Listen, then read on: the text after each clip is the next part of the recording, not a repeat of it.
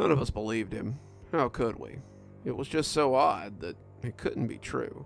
I swear to you that it happened. I can't prove it, but I swear to you it happened. We all just kind of shook our heads, but the look on Roger's face should have been proof enough that he was serious. He just looked so haunted, like he'd seen something that would never leave him. Roger's a habitual drunk. He manages it well for work, but he's been a drunk since I met him in college. Not a social drinker, or a fun drunk either, but a hardcore alcoholic. Like I said, he keeps it under control so he can hold a job down, but from quitting time till he passes out, Roger is drunk and in his own world. The story he told us happened in the park last night, and the way he told it made me think that while he was telling it, he might be stone sober. Roger had been off that day, so, of course, he's headed straight down to McGrady's at 11 just as the other day drinkers were starting to sober up. He drank his lunch, met us for shots after Ryan and I got off work, and then left about 8 when the bartender told him to stop smacking the jukebox or get the hell out. Roger, very drunk at this point, had staggered out and gone to the park across the way. He intended to sit for a minute and wait for his head to stop spinning long enough to pick up a fresh bottle and start drinking at home. I was sitting on the bench near the little pond, you know, the one across from the Hallow Oak tree. I had nodded, knowing just what he was talking about. The Hallow Oak is kind of a landmark in the town. Guys from the agricultural college had tested it a few years ago and determined that it was 80% hollow on the inside. They were at a loss to say how it stayed in the ground, but it did, and people sometimes came to take pictures. The city had set up a little chain perimeter around it, and you weren't supposed to touch it or disturb it in any way. So I'm sitting there, watching the sun go down, and night begins to settle, when I see this guy come out of the tree. We had asked him if he meant someone had been, up in the tree or leaning against the base of the tree, but Roger just shook his head and repeated that the guy had been inside the tree. It's like he had floundered with his words for a minute before settling on, you remember when you were a kid and you played with Play-Doh? You had that thing that would squeeze the clay through a little hole and make like spaghetti or something? Well, it was kind of like that, except way worse.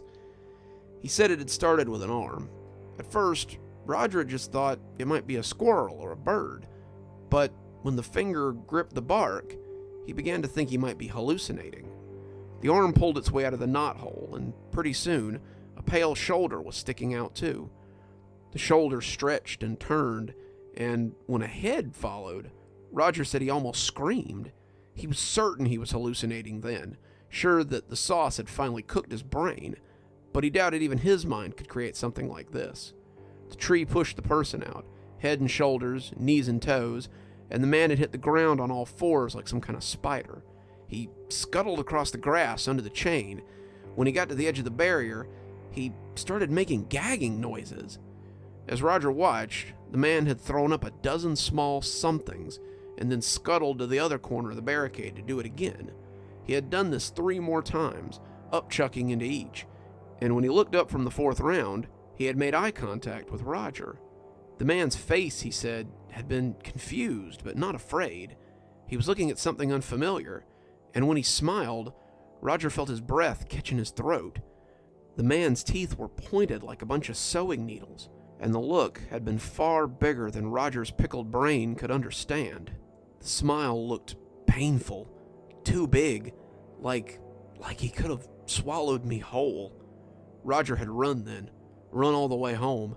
That's where we'd found him last night, passed out on the floor and mumbling in his sleep. I finished my coffee and told Roger that he better get ready if he wanted to ride to work.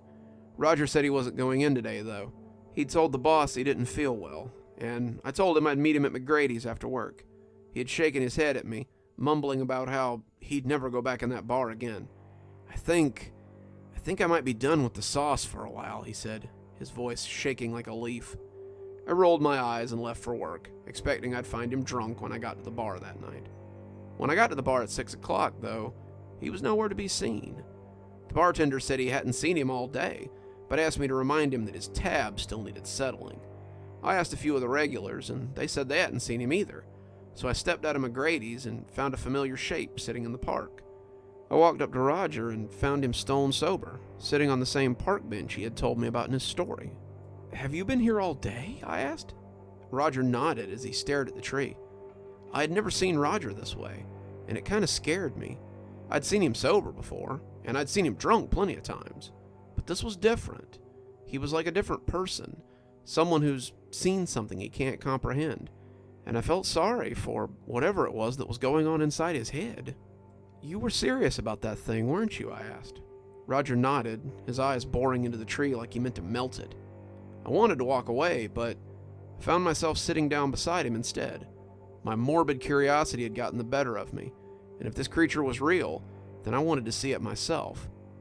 So, we sat like watchers in a theater, waiting for the show to begin. It wasn't a short sit either. 6 became 7, 7 became 8, and 8 became 8:30 as we sat watching the sun sink lower and lower. It was high summer, and the days were long. Just before 8:30, the sun became a burning coal on the horizon, and the two of us tensed for what might or might not be about to happen. As the darkness settled over us, I sighed. Good one, Roger. Got me to waste my whole afternoon on this nonsense. Come on, I'll buy you a drink, and you can have a good laugh at me about how you... But he grabbed my arm then, pointing at the tree with a shaky hand. I looked back, and a long pink worm was beginning to make its way out of the knothole. It's just a worm, Roger. You got drunk and hallucinated something that scared you. I'm glad you're using it as an excuse to get sober, but don't ask me to buy into your delusion. Does that look like a worm to you?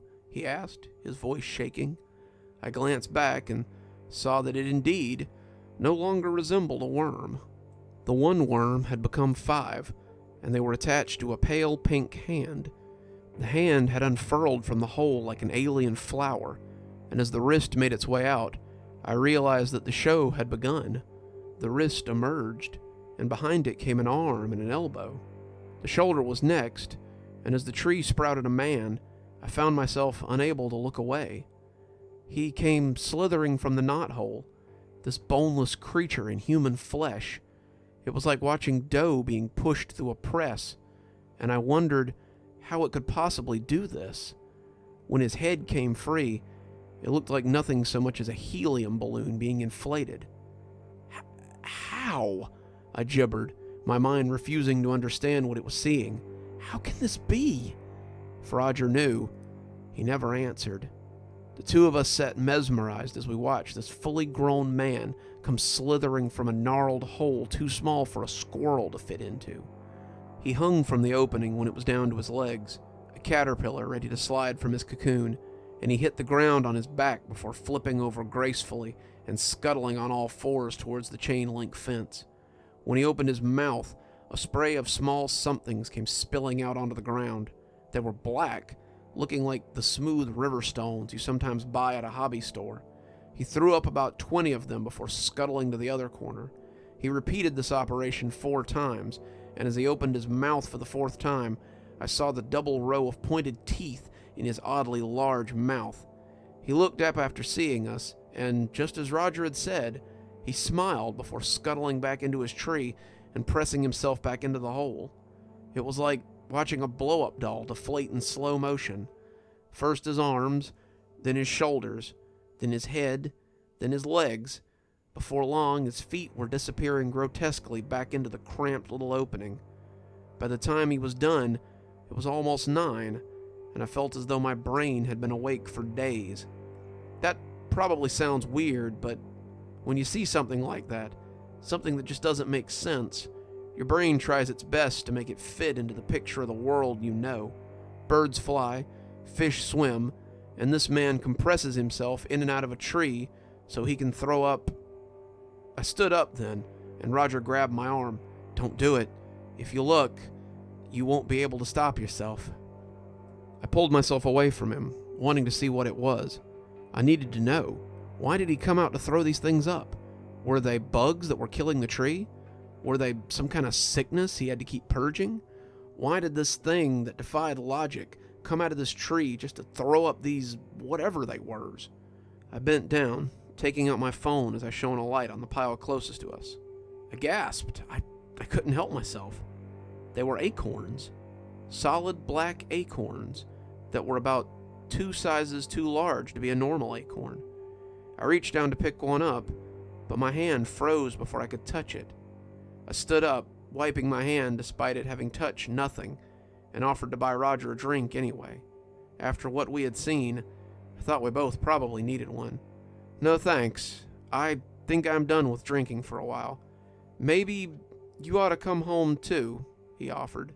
We ended up heading home and just watching TV for the rest of the night. Roger hasn't had a drop of alcohol in a month, and I still find myself dreaming about that strange creature once or twice a week. It'll fade in time, but I want to get it down here so other people know. Given what happened yesterday, it's information that people might need.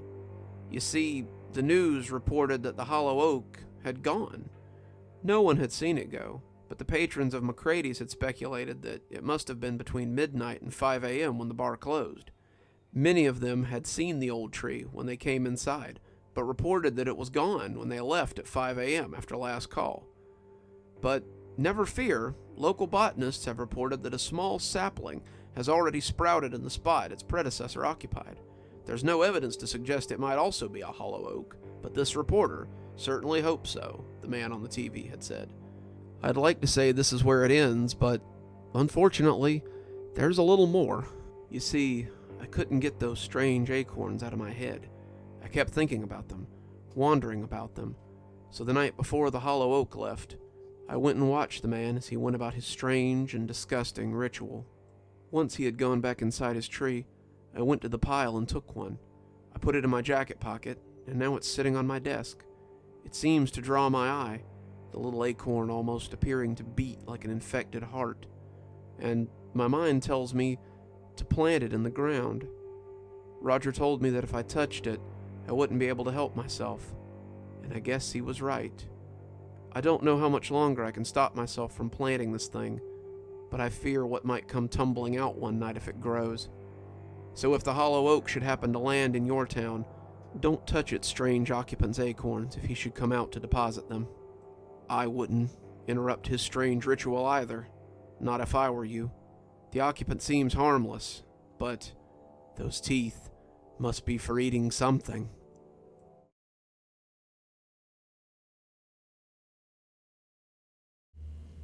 It started as most things do, with boredom.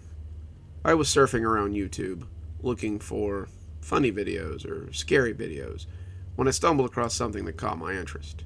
It was run by a user who went by The Meat Man, and it involved stop-motion footage using some very disturbing puppets. The thing that honestly caught my eye first was the thumbnail. It was a figure that appeared to be crafted entirely out of ground meat. I remember seeing the model and lifting an eyebrow as I took in what I was actually seeing. Now, when I tell you that the models were grotesque, I don't mean they were ugly or badly made. They were very well put together, and the amount of detail that had gone into them was astonishing. These meat puppets had hair and clothes and facial features that had all been meticulously crafted to the point of being a little uncanny. I would have almost expected them to blink or move on their own, and they seemed too lifelike for the medium. The episode I had found was episode 5, and as I watched it, I quickly began to realize that this was no normal bit of YouTube content. Episode 5 involved 3 characters, Lisa, Steve, and Michael, as they prepared for the arrival of a 4th character, Dawn.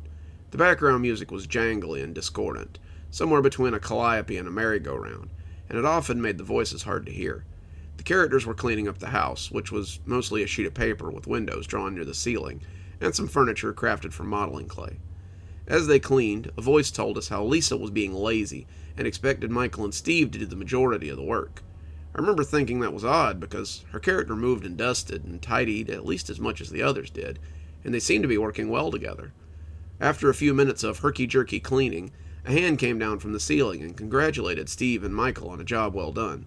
It then pointed a pudgy finger at Lisa and scolded her for being so lazy. The voice said that Lisa would not be allowed to join the party later, since she hadn't helped. As Michael and Steve walked off stage, Lisa's character curled into a ball as the loud party music played in the background. I remember feeling bad for Lisa as the last frame sat frozen in place, the camera zooming in on the prostrate Lisa, as she sat hunkered against the wall. Though I couldn't hear anything over the loud party music, I could see the small figure shaking a little as though she might be crying. What the hell was this? Why did it suddenly make me feel almost voyeuristic for watching the suffering of a lumpy knot person? After that, my morbid curiosity was hooked. I went to the attached channel and saw that he had about 10 videos up, all added within the last month or so. His channel was small, only about 80 subscribers, and they were all in that same stop-motion style, where he used the figure's grotesqueness to his advantage. I found the first episode, Friendship, and decided to watch it. The video was about Lisa, the meat puppet from before, and how she was sad and lonely all by herself. The puppet mostly sat in the same familiar position, bent over and appearing to sob. Suddenly, 2 other familiar puppets, Steve and Michael, came into the scene, and Lisa seemed happy to see them. The pudgy hand, whom she called Father, said that he had seen that she was lonely and had gotten her some friends so she wouldn't cry so much. The hand stroked her delicate hair, and it seemed to be much nicer to her than it had been in the previous episode. The 3 hugged and said they would be friends forever. Then the episode ended and the screen went black. It had lasted less than 5 minutes all told, but it still made me feel strange and put off. The puppets were so odd-looking, and I just couldn't shake the feeling that there was something not right about them. I was also hooked, and immediately loaded up the second video. It was like a train wreck. I needed to see how it came out, no matter what the carnage looked like. The next 2 episodes were pretty similar to what I'd come to expect. They were called Cohabitation and Family, and followed the lives of Lisa and her new roommates. They set up some furniture and had some getting-to-know-you chatter as wonky music played in the background, making their words hard to hear sometimes. It was the typical stop-motion fare, but there were odd refrains sometimes in the middle of the stop-motion. During one in particular, the boys, Steve and Michael, were talking with Lisa about what they were going to make for dinner. The stop-motion abruptly cut, and you could see 5 or 6 seconds of the model just standing, as loud sobbing came from the background. Amidst that sobbing, there was a soft but angry voice trying to quiet them. I had to rewind it a few times in order to catch it, and I remember wondering if this were some sort of artistic film or something. Was the artist trying to make some kind of point? Maybe he was trying to hide it amidst the stop motion or something, make it even more artsy. It wasn't until the 4th episode that things got bad for Lisa. I noticed that while the first 3 episodes had come out one a day, the 4th video had taken almost a week to come out. This wouldn't have been strange for any other channel, but the total shift from episode 3 to episode 4 was alarming.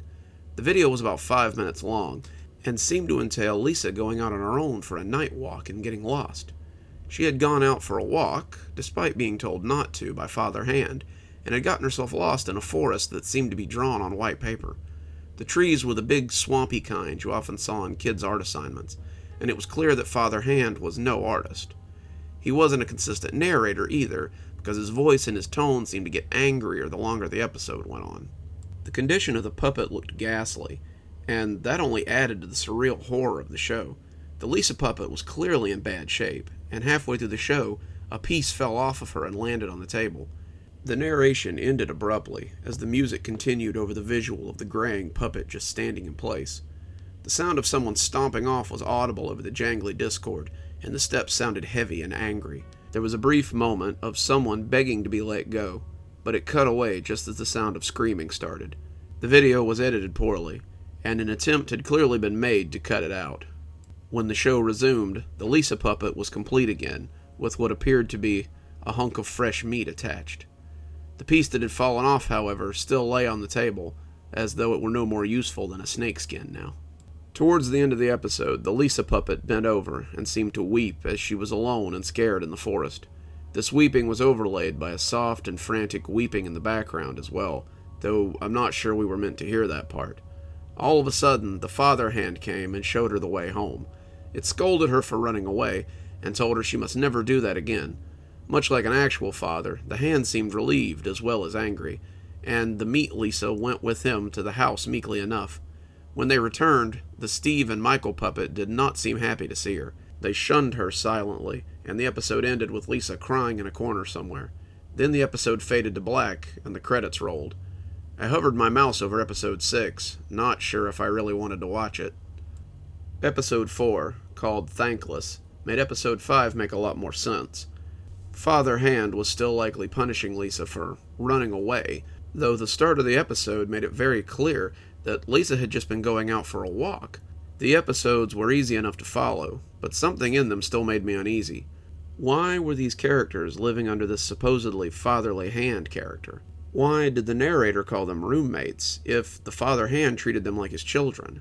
The whole show was just odd and had a very surreal nature to it. There seemed to be an underlying story that I just wasn't getting. I was invested, though, and I had to see how it came out. Episode 6 was the strangest by far, and the comments on the video seemed to prove that I wasn't just going crazy. It was called Melancholy, and the episode started with the same weird dance music and a shot of Lisa hunched up and crying.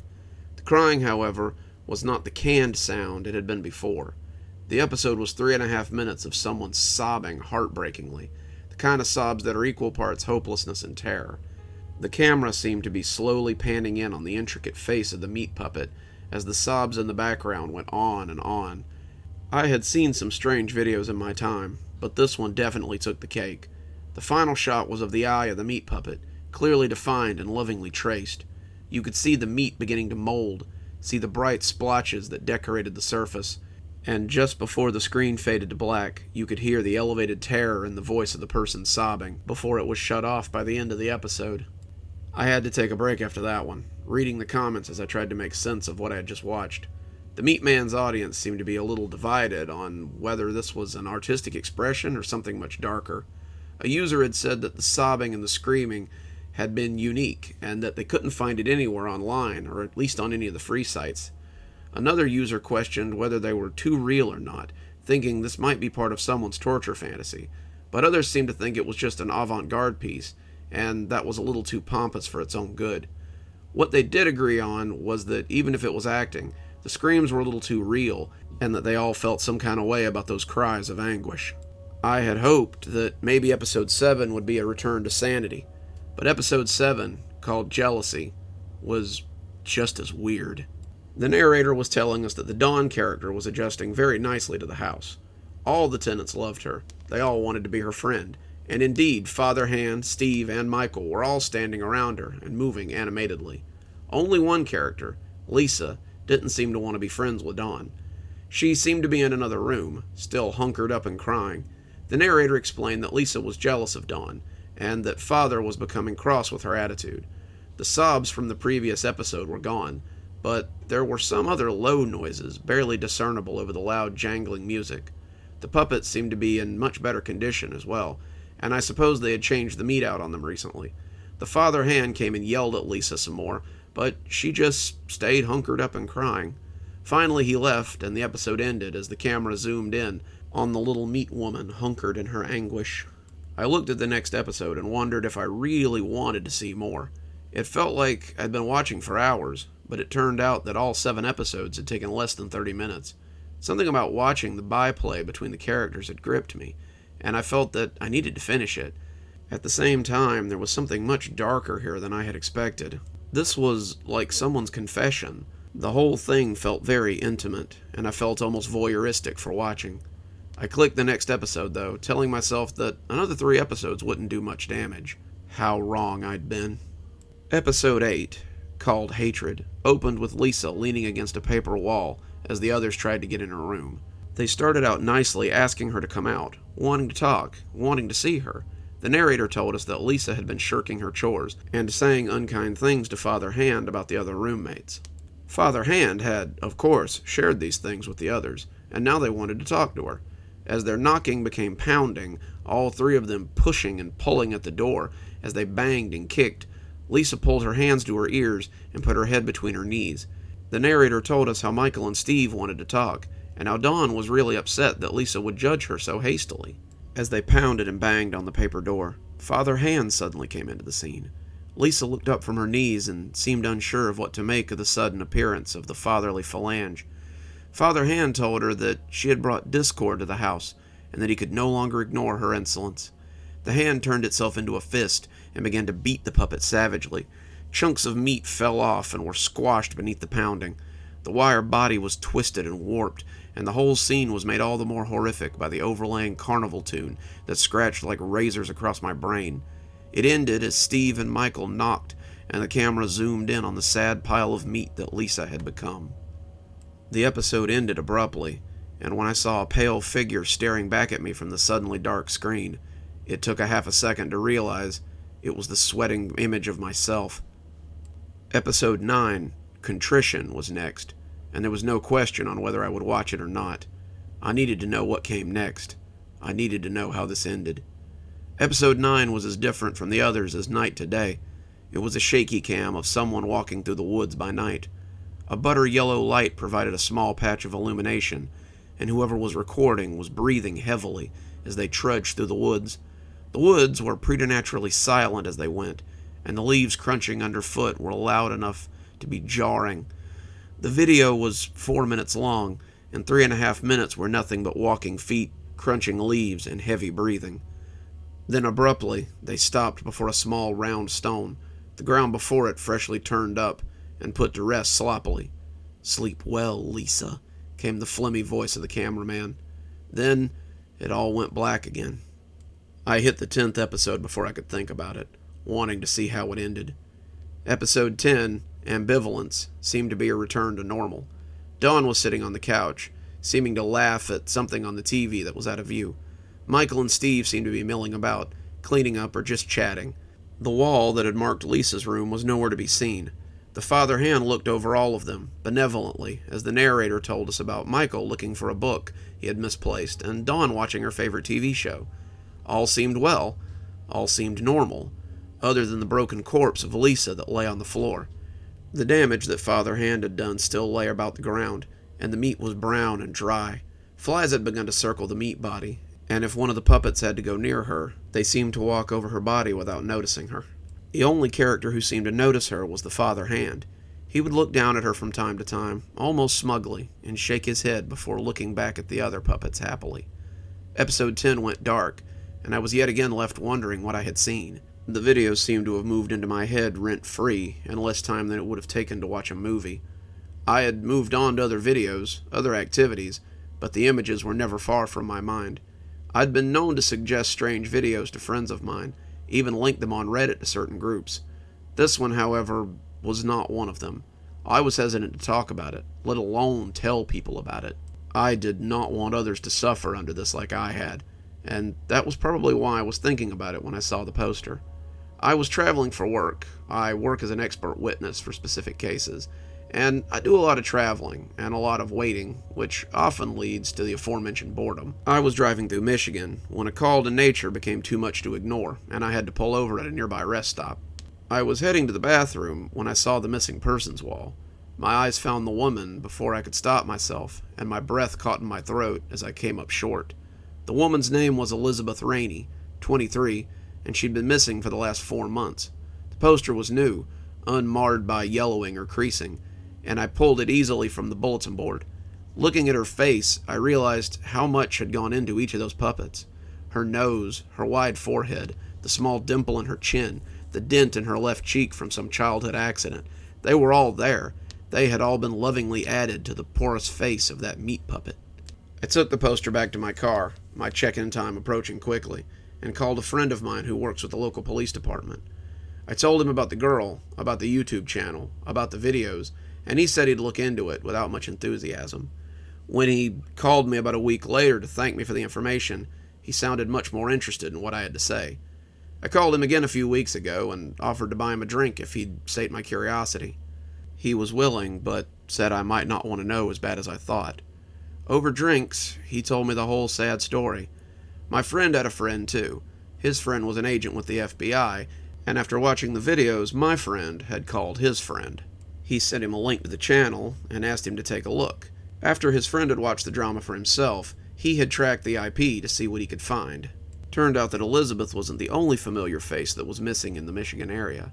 Michael Chavez, Steve Schwote, and Don Lee were also missing from the same area. The IP address was coming from an old house near Lake Huron. The owner, David Matthews, owned the house and quite a lot of the acreage out there. When they had raided his house, they had caught David by surprise and found more than they bargained for. He had been keeping them in his basement. The sick bastard had a large finished basement with 4 separate rooms. The central room held a couch, a TV, and a large kitchen table with a small set for the show and a camera. The puppets were on a shelf nearby, their bodies gray and sagging off their clothes hanger bodies. The other implement in the room was a large, rusty meat grinder. A meat grinder with strands of rotting meat hanging from the spout. He had said flies had been thick in the room, and the sounds of moans had not begun until they started kicking down doors. Dawn, Michael, and Steve had been laying in their respective rooms. Most of them, anyway, my friend had said, taking a long pull from his beer.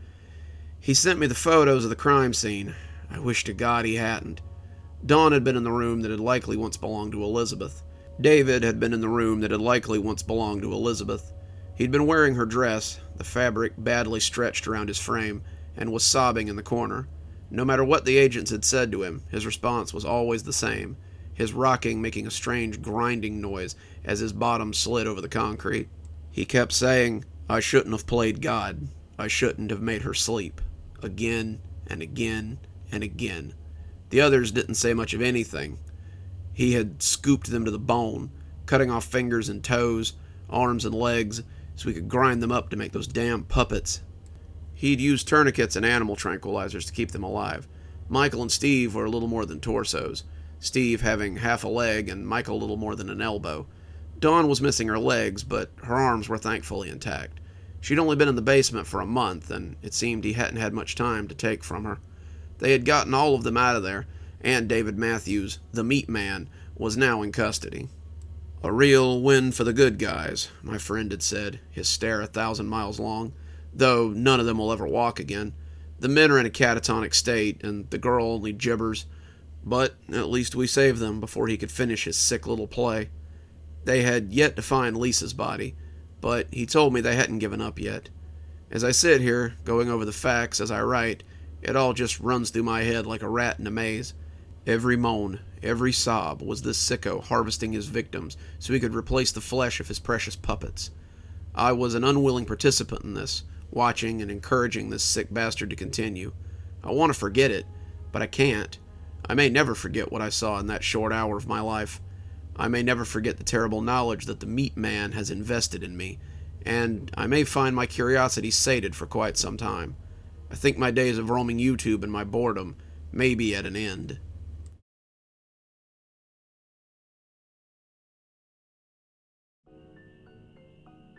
I'm a cop in Nevada, for a tiny town of less than 1,000.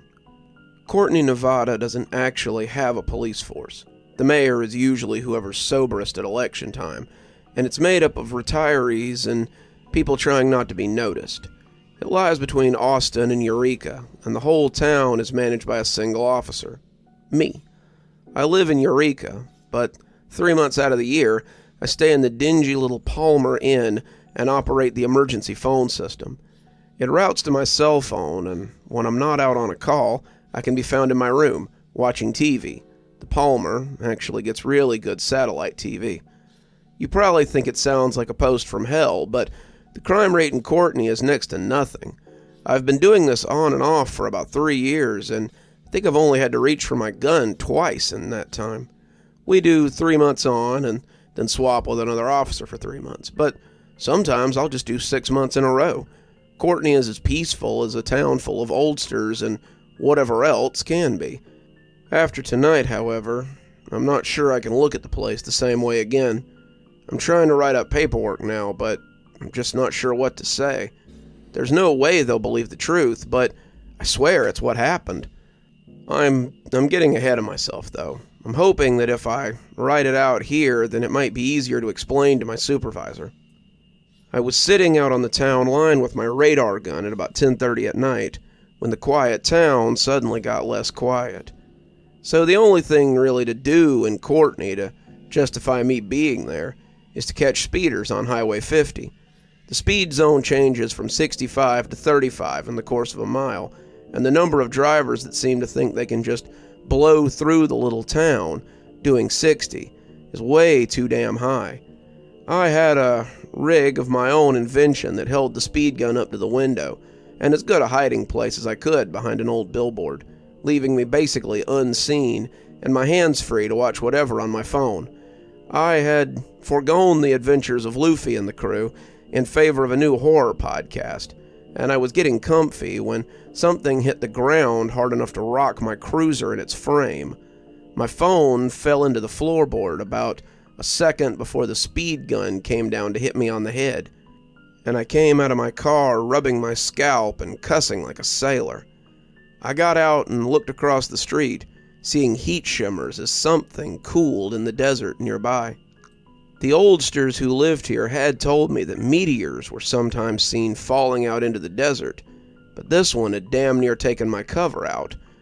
I had never seen a meteor up close, not unless you count the ones at the museum that my school had drugged the class to when I was a kid, and I was interested in getting a good look. It would be kinda cool to see something that had been cruising through space until a few minutes ago, and I made my way across the road and towards the crater. I was still in the road when, to my surprise, I heard the sound of metal grating against itself. I could see the top of something dark as it rose from the lip of the crater, and the top was still glowing from its entry through the atmosphere. The hole wasn't terribly deep, but this would have still been taller than me by a foot. Would have been a shame if one of those aforementioned speeders had come blowing through while not paying attention, because I would have been roadkill. I was about 60 feet from it, but it looked like one of those NASA spacesuits, except made out of silver. When it moved, it was the herky-jerky kind of steps of a sci-fi robot. You know, the ones you might see in a 50s movie. It slipped in the sand a little, but managed to find its footing as it made its slow way out of the crater. If it noticed me, it gave no sign, and when it came to the top of the hole, it turned and started making its way for town. I hadn't noticed before it got on solid ground, probably because the sand was running down to quench it, but when it stepped, its footsteps left little fires behind. It made it easier to follow, and as I went back to the cruiser to get my radio, I realized I had no one to call right about the time I keyed up the mic. I was here by myself. I was the law in Coutney, and it was up to me to do something about this. I dropped the handset and climbed in instead, keying the engine as I pulled out and followed the strange creature that had crashed randomly on the outskirts of the little burg. It wasn't hard to follow him. His feet left little fires behind him, and his pace was slow, as if he weren't really in a hurry, as he made his way closer and closer to town. Watching him go, I wasn't really sure what to do with him if I tried to stop him. Could he be stopped with anything in my car? I had a shotgun, my sidearm, and a couple of those flashbangs we used on large groups of people. None of that seemed like it would do much against this metal man who was slowly making his way through the desert. Watching him move was like watching a stop-motion short. He was kind of a strange automaton, a metal man whose skin was still slightly red from his fall from space. Instead of pulsing and burning, as his steps had, he seemed to shimmer like a heat reflection.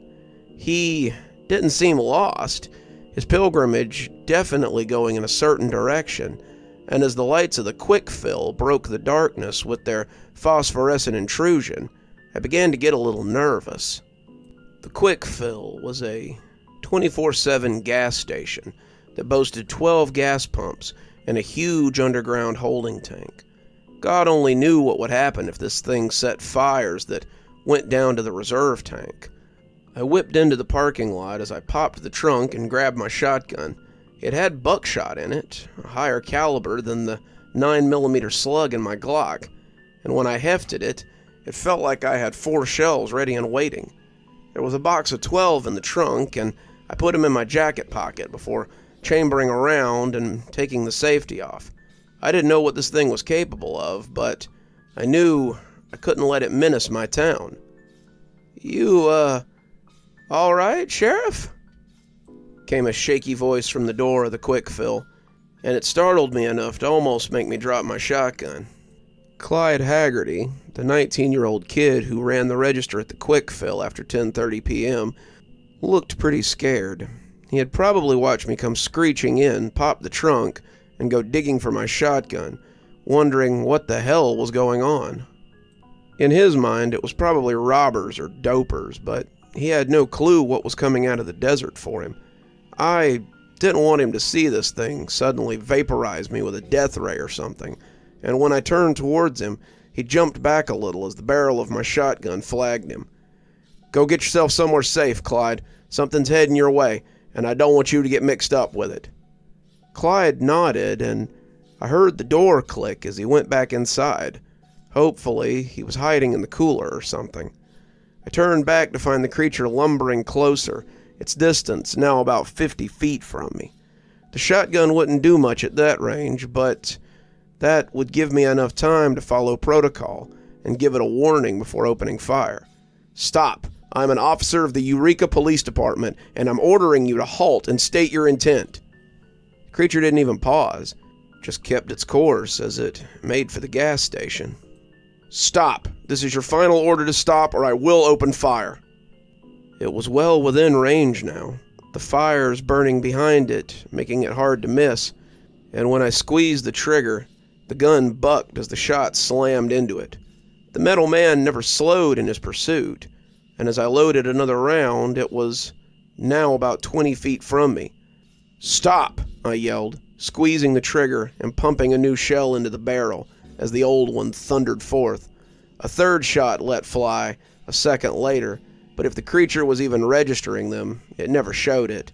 It kept coming as I fed new shells into the gun, and as I slid the fourth into the receiver, I felt a sudden and excruciating heat. It was like standing too close to a bonfire, and as I stumbled away from the thing, I looked up to find that it was within 10 feet of me. It appeared that it was still very hot, and its skin radiated an intense heat that the sand had done nothing to quench. I yelped again as my fingers blistered, and I realized the gun was soaking up as much heat as I was. I tossed it down, and not a moment too soon either. The bullets in the weapon began to erupt, sending the shotgun flying apart. As I turned away and covered my face just in time, I caught some shrapnel in the arm and a little in the back, but I was spared the worst of it. As it lumbered past, I tossed the shells out too, lobbing them as far as I could manage before they went off as well. Even so, I was reminded of a time as a kid when I'd reached for something underneath the radiator while it was still on. Even though I'd been careful not to touch it with my face or hands, I could still feel that heat coming off of it as I stretched for a toy that I had lost under there. It was like that now, except this thing was a walking radiator. It went right past me and towards the gas station, its course unerring.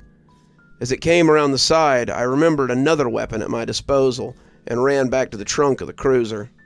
I had a fire extinguisher in there, one of the big ones that I'd needed to put out a trash fire once, and as the creature came around to the front of the store, I pulled the pin and sprayed it with a stream of foam.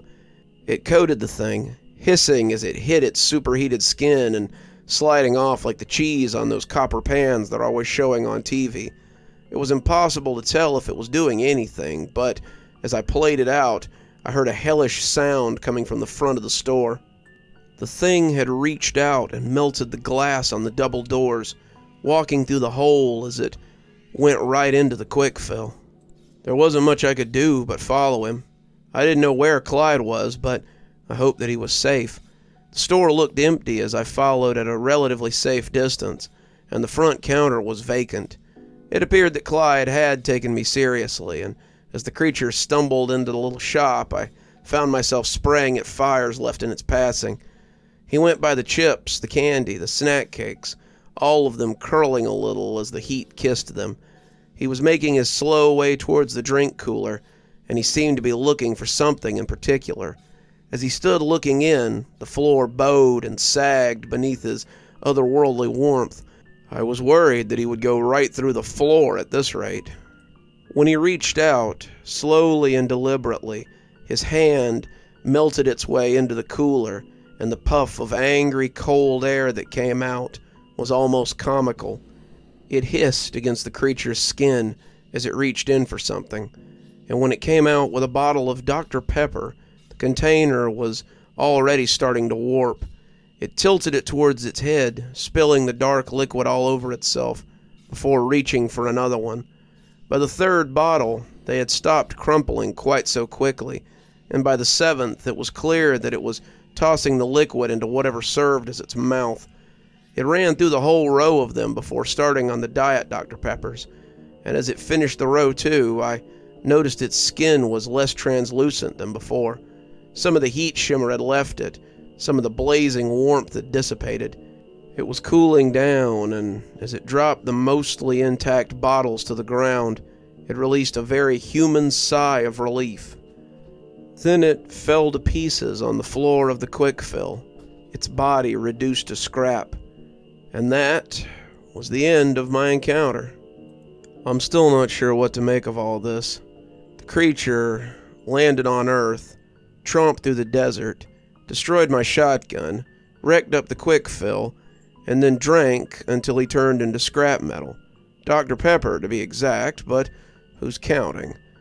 I don't know if my supervisors will accept this or not, but I do have something they can use as proof, besides the crater on the outskirts of town. Every step that he took through the desert left behind a perfect little footprint of pure glass, and the glass has a tread in it. I've saved a few of them, just in case, and Clyde has provided a witness statement as well. Apparently he was hiding in the cooler when the creature came in, and saw it drink all the Dr. Pepper before collapsing. Hopefully, that'll be enough to convince my supervisors I'm not crazy. But I hope to never have another night like that one again.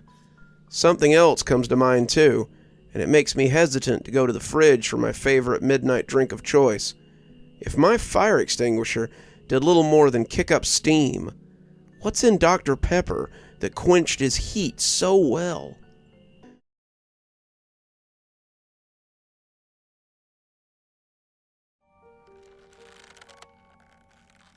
Oh, good. You're awake. Don't struggle too much.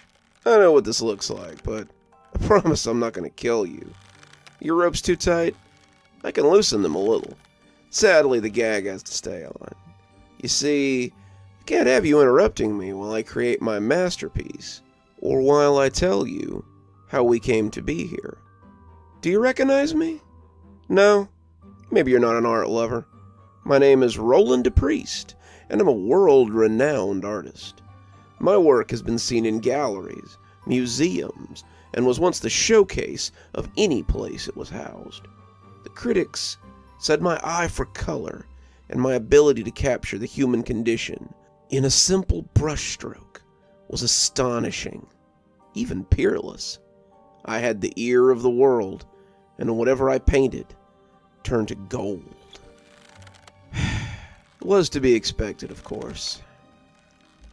Are you sure your hands aren't too tight? I can loosen them a little. Well, all right, if you're sure. I'd offer you something to drink, but all I have is wine, and I dare say it might react badly to the sedatives I gave you earlier. Come on, don't act upset. I told you I'm not going to hurt you. Where was I? Ah, my rise to fame. My genius was to be expected, after all. From a young age, I showed sublime talent with the brush. I had an eye for detail, and a notable presence on the canvas. I was soon invited to study at some of the greatest art schools in the world, where my talent was honed and molded by some of the greatest artistic minds of our time. I debuted my first serious piece when I was 13 years old. By the time I was 14, I had my first gallery showing, and for my 18th birthday, I was honored to have one of my paintings hung in the Metropolitan Museum of Art, alongside the greatest works of our time. It didn't stop there, though. My work was hung in the Louvre in France, the Acropolis Museum in Greece, and even the Prada in Madrid. Every serious art critic said they wished they could see in my mind, so they might glimpse my genius firsthand.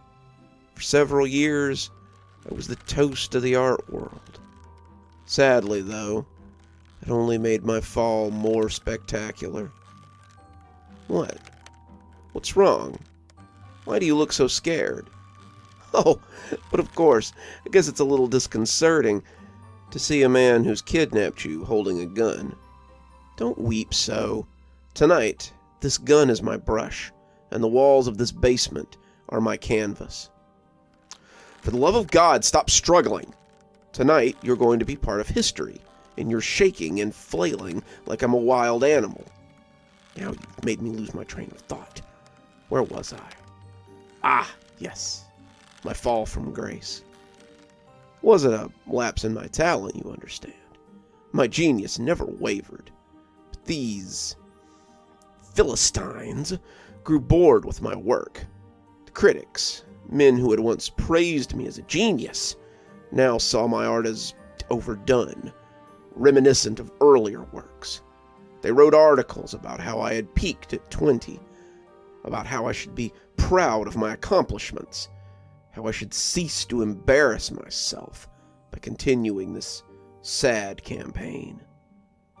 They, again, wrote how they wished they could get a look inside my head, the mind of the artist, so they could see where it all went so wrong. I tried modern art, living art, interpretive art, but it all amounted to the same thing. The loving eye of the public had turned from me. And now, it's come to this. Why do you continue to struggle and weep? I've already told you that I'm not going to hurt you. No.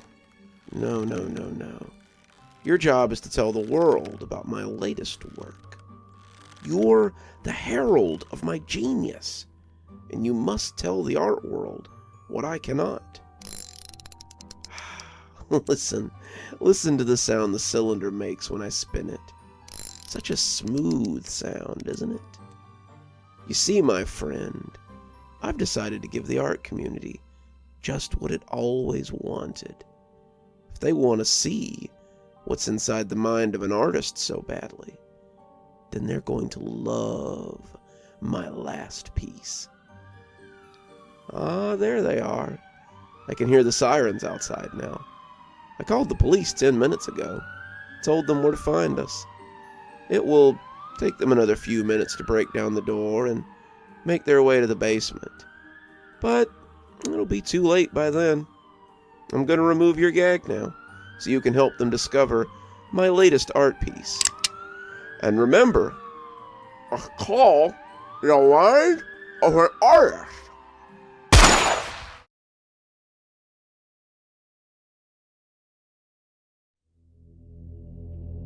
The storm was one of epic proportions. It closed the schools for 3 weeks, right up until Christmas break. 4 days before Christmas, that was when I met her. Better not stay out too late or Soap Sally will get ya.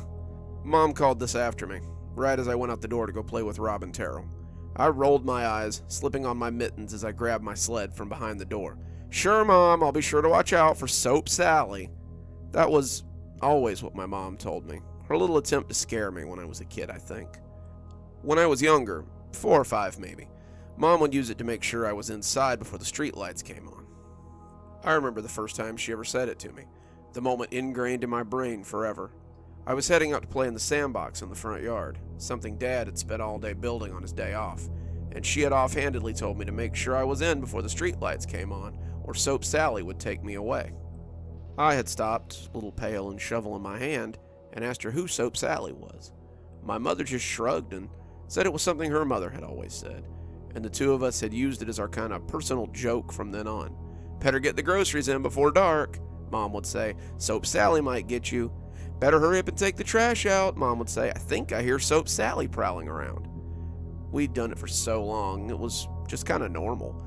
But I wasn't a baby anymore. I was 12, and I knew Soap Sally was just a boogeyman that adults used to scare kids.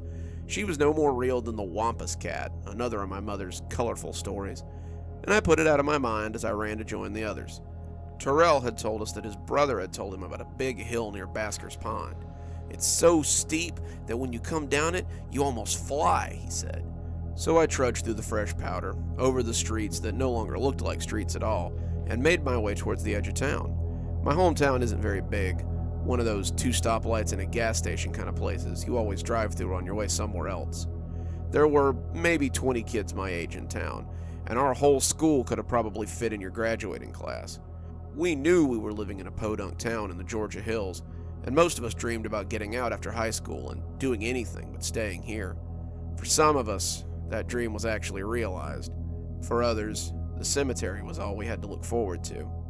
I met Terrell near Basker's Field, a small little picnic area that butted up against Basker's Pond.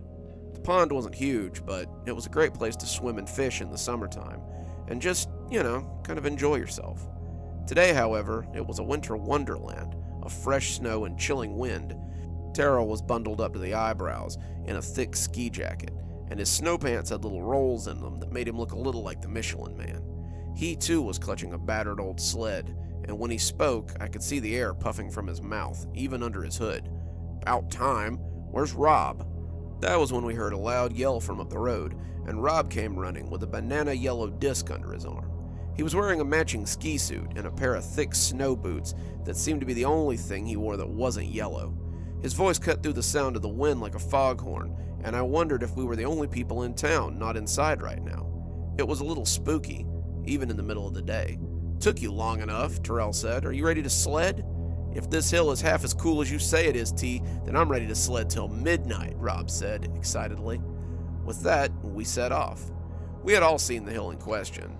Overlook Crest was the place to spread your blanket on the 4th of July to watch the fireworks, or to picnic on, or to just sit and watch the boats as they went out there fishing during the warm months. It offered a great view of the water, and as we trudged up it, the hill felt twice as steep as usual.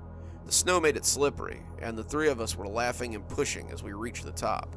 Terrell won, of course. Terrell was a beefy kid, and he was harder to push down than Rob, who was mostly skin and bones. He set his sled against the snow, and when he slid down, he really did seem to fly. We spent the day on the hill, sledding, snowball fighting, making snowmen, and generally enjoying the day. Blizzards like these were rare, and we'd been having a lot of days like this where we were just free to be kids and enjoy our childhood. Sometimes we linked up with others from school to have snowball fights or play games, but mostly it was just Terrell and Rob, and me, of course, enjoying the childhood we had before it was over.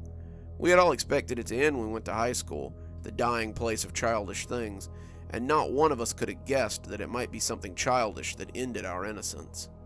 I didn't notice it was getting dark until the streetlights came on and sent a dazzle of diamonds up from the snow. Crap. Mom's gonna be mad if I'm late. "Oh, relax," Rob said. "It's not like we have school tomorrow. As long as you're home before bedtime, why would she care?" Rob's parents were never home, leaving him in the care of his aunts or his grandmother since they worked late. Terrell and I, however, had mothers and fathers who would expect us home when the streetlights came on, and I could see Terrell shuffling nervously too. We were all poised at the top of the hill, preparing to race to the bottom, and when Rob saw our looks, he rolled his eyes and jumped. "Last one to the bottom is a baby," he sing-songed. We all jumped then, putting on a burst of speed as we tried to catch him. As we came down, I began to hear a strange noise, the rumble of something rolling down the street, the jingle of an almost merry bell, and the hum of a gravelly voice. I looked around, trying to find the source of the noise, and that's when I saw her walk under a streetlight. It was an old woman, pushing a wheelbarrow or a small cart. We were heading right for her, and Rob was turned around backwards so he could laugh and mug at us. "Rob, look out!" He turned just in time to smack face first into the cart. We swerved to a stop, Terrell and I running down the hill the rest of the way. We could already see the old lady bending over him to inspect the prone boy, and under the glare of the streetlights, he looked pretty bad. There was a big gash on his forehead, the blood leaving red streaks down his yellow ski suit. Rob was groaning when we approached, and the woman looked up at us, smiling feebly as she rose to her full height. She was as wide as she was tall, and she was nearly 6 feet. She wore a voluminous black dress, her hair caught in a scarf or a kerchief that trapped it against her head. Her hands were liver-spotted, her fingers long and spidery as they sank back into her sleeves. The cart she was pushing seemed to be empty, and I figured she was on her way to pick something up when we bumped into her. There was a bell attached to it, and Rob flopped back against it, making it tinkle merrily. "Dear me, I didn't see you there, son. Are you okay?" she said in her thin, spidery voice. We helped Rob to his feet, but he was shaky and hardly able to stand. I was worried that maybe he had a concussion, maybe even a broken skull, and I wanted to help him get to the house as quickly as I could. Terrell asked the woman if we could borrow her cart, but she said she needed it later and couldn't loan it out. "But I'll help you get back to my cottage so you can call for help. I'll make you something warm to drink while you call your parents and let them know what happened. Put him in the cart now. You can help me push him back to my house." I was hesitant. Mom was always clear on not taking rides from strangers, and certainly not going to their house. But Rob groaned and wobbled then, which made up my mind. Our town was so small after all. We may have never seen this lady before, but there was very little chance that she would want to hurt us, right? No one ever wanted to hurt us, and despite all the lessons about stranger danger, we had never even heard of anyone getting kidnapped. We loaded Rob into the wagon, the bell jingling as he slid in, and pushed it back the way we had come. As it turned out, the woman lived in the woods behind Basker's Park. The tires rumbled over the wood chips that led to her house, and Rob groaned as we jostled him in the cart. We had left our sleds behind, and we moved unburdened towards the dark little cabin at the end of the long road. It looked spooky at night, not a candle or a light inside. "You can push him right in the front door," she gravelled out. As we neared, something screamed at me not to go inside that house, though. Common sense seemed to have reasserted itself, and when I paused on the steps to the front porch, the old woman and Terrell barely noticed. As the door came open, I could smell something like wax melting, a warm, aromatic smell of tallow. There were floral smells as well, and something akin to the cooking of bacon fat. There was another smell, though, something that prickled the hairs on the back of my neck. A coppery smell. A wet smell. And when I took a step back, the old woman seemed to notice that I hadn't come inside. She turned in the doorway, and we made eye contact for a few seconds, before she asked why I wasn't coming in. I just remembered that I thought of something, anything, and landed on a flimsy lie. "My dad, he's coming to pick us up, and if he gets there and we're gone, he'll be worried. I probably need to..." I turned to go back down the cedar path, but suddenly her hand was around my wrist. I felt my breath catch as I looked down at those long, spidery fingers. The bones creaked beneath her skin, and the flesh around them was so thin that I imagined I could see them through the pale wrapper. As firm as her grip was, her skin was waxy and slick. It reminded me of nothing so much as candle wax, heated tallow, and when I looked into her face, I could see nothing human there. Her face looked like an exceptionally well-crafted mask, a mask made of human skin. "Come inside," she whispered, and I could see that her mask bore too much makeup. She had really caked it on, and it made her look almost clownish. Whoever had applied it roughly. Her eyes were like black pits beneath all that dark eyeshadow. I whispered, my tongue now dry as it battered against my chapped lips. "I just need to tell my dad where Your father can't help you now," she breathed, grinning with her mouth full of gravestone teeth. "Don't worry, you'll see him very soon." She yanked my arm then, and I saw my one chance to escape. I pulled back hard, nearly toppling her from the porch, my arms slipping out of her greasy grip. I was running flat out as she cawed angrily behind me. I didn't stop running until I reached my house. My mom was waiting for me on the porch, looking angry as I came running up. She asked what I thought I was doing out so late. She asked if I meant to meet Soap Sally, as she always joked about. She asked me if I intended to freeze to death out in the snow. All those questions went unanswered. All her anger disappeared as I wrapped my arms around her and told her that some old lady had taken Terrell and Rob. She called the police, but seemed angry when she hung up. She told me that they must have thought she was someone pulling a prank. They told her that they would get right on that, and the next time Soap Sally came after her to make sure there was less than a foot of snow on the ground. She sent me to bed, but my dreams were full of the old woman and her deep, pitiless eyes. In my dreams, she got me.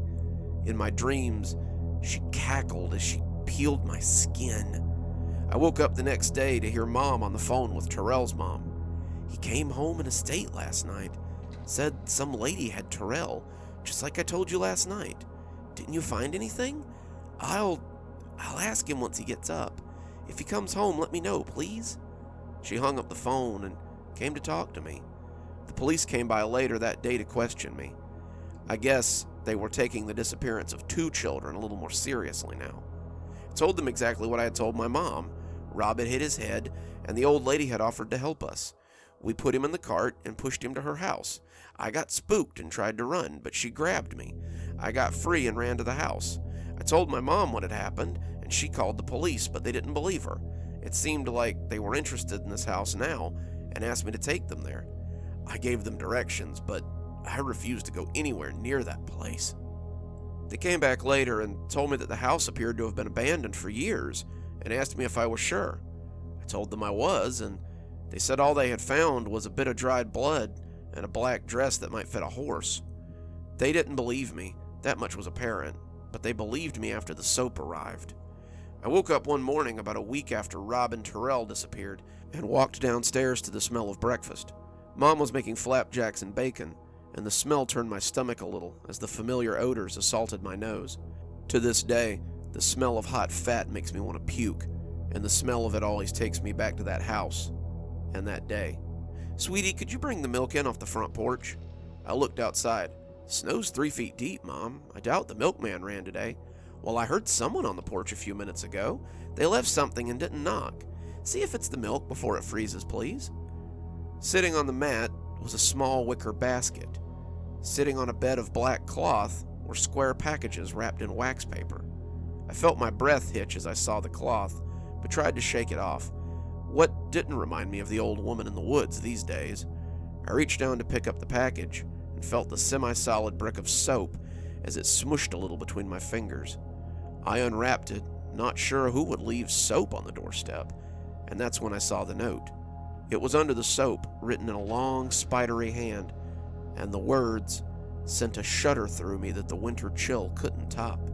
"See you soon." I felt the soap slip from my numb fingers. When it hit the boards, I looked down and saw something that pushed a scream up my throat. It was a bone.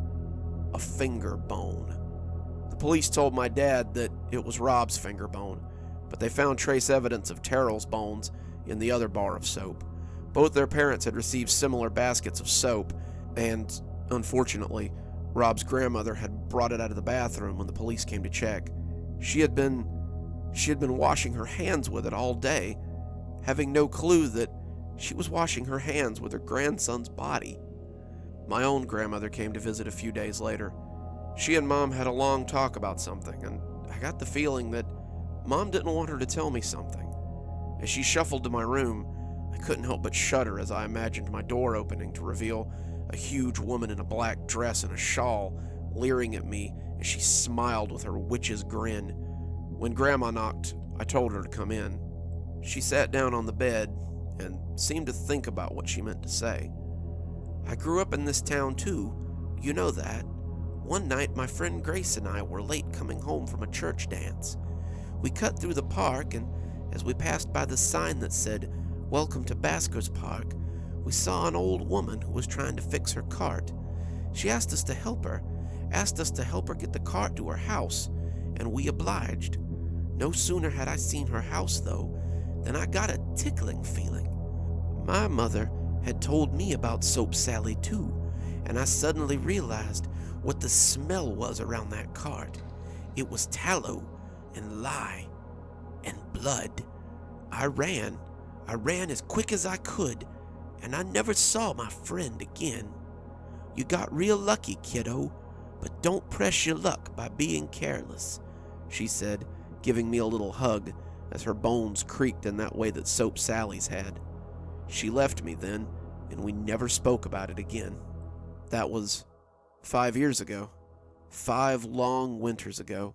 The snow is back and the days are short, but I haven't left my house after dark, not since that night I lost my best friends. Though I never saw her again, I know she has seen me.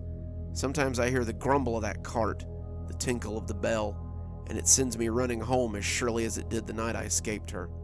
My greatest fear is that she will make good on her threat one day.